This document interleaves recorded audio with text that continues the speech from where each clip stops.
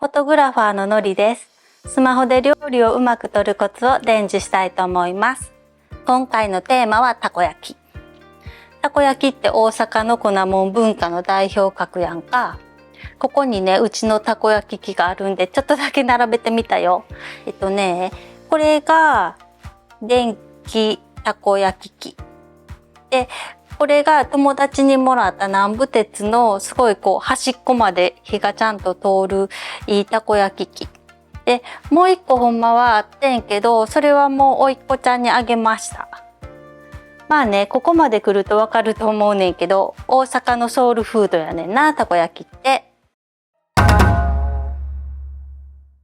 なんかたこ焼きって昭和10年に生まれた郷土料理らしいよ。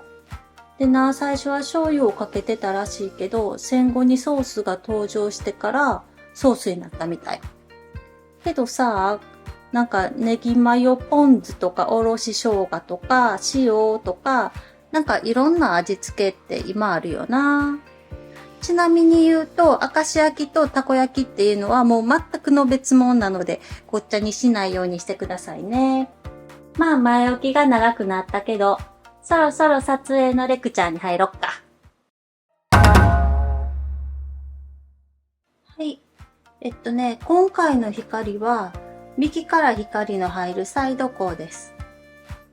で、これなんで右上がりにしてるかって言ったら、例えばさ、これを、右下がりにするとするやん。ほんなら、光は、もちろんサイドやから、ここに光は当たってるんやけど、どっちかって言ったら、後ろとかに当たるやん。だから、なるべく前列の子の方が主役やと思うから、なるべく前列の子に光を受けるように、こうやって、わかる？こうやって右上がりにして、この前の主役の子たちに当たるようにします。で、次なんやけど、この中の一番の、第1位の主役ちゃんを決めようと思うねんな。でさ、これでパッと見たら、これが一番前やねん。だから、この子を主役かなと思うねんけどな。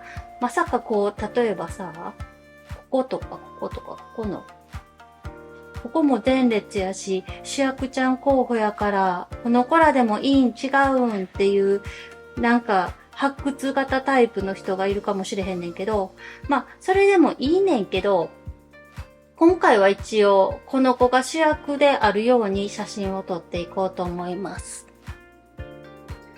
じゃあね、ここまで説明したら、説明が長くなってんけどな。でもさ、こういうのってパッと見てなんとなくみんな感覚でわかるやんか。なのでそんなにいっぱいいっぱい考えてこれが主役で、ここが光でって考えなくっても全然大丈夫です。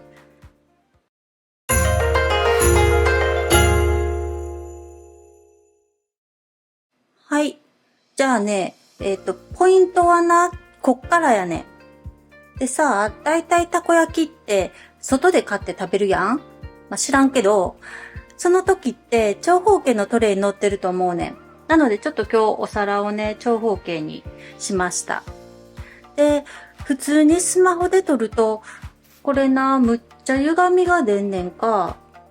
で、それっていうのはな、カメラの特性で、広角っていうのはもう左右が歪んでしまうねん。で、それはもう仕方のないことなん。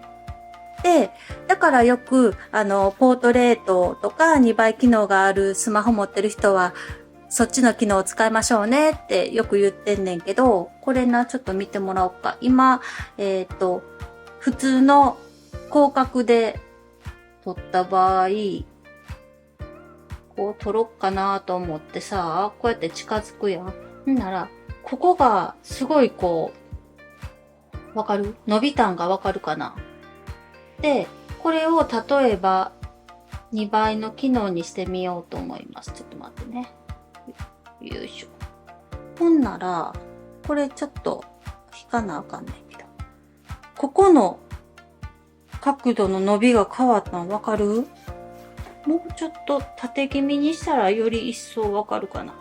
これ今、2倍機能な。次、普通の機能にして、ギョンギョンギョンギョンギョーンって近づくと、なんか、ここが、こう、横にちょっとなんか、いびつな形になってるやんか。で、これが、まあ、カメラの特性って言えば特性なので、ちょっと今回は、ポートレートモードを使って写真を撮ってみようと思います。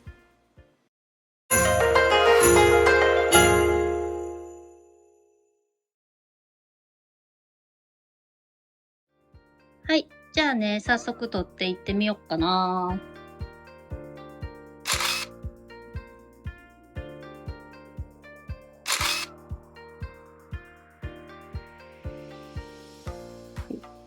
暑いのはね、暑いうちに撮るっていうのが、まあ、鉄則ですね。で、こういう時ってこう、光の反射を受けてソースとかがキランってしてると思うねんけど、そういうのがあったらシズル感のある写真が撮れます。で、もっと例えば熱々とかで湯気がポワーとかって出てるようなやつとかがあったら、そういうのも湯気とかが入ったら、より一層熱々感が出て、まあそれもシズル感のある写真ですね。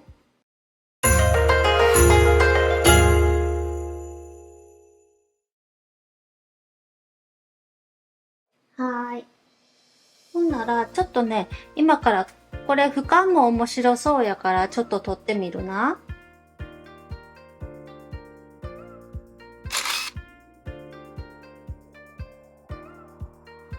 はーい。こんな感じに撮れました。今回はね、あえて左側に空間を空けてなんか意味があるように匂わしてみました。まあ、あえて意味があるようにやけどな。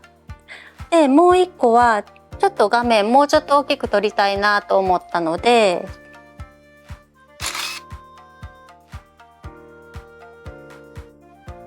よいしょ。こんな感じに撮ってます。で、これね、右側をちょっとだけこの右下空間開けたのは、右から光が入ってるから、ちょっとね、光の空間を入れてあげると美味しそうに見えます。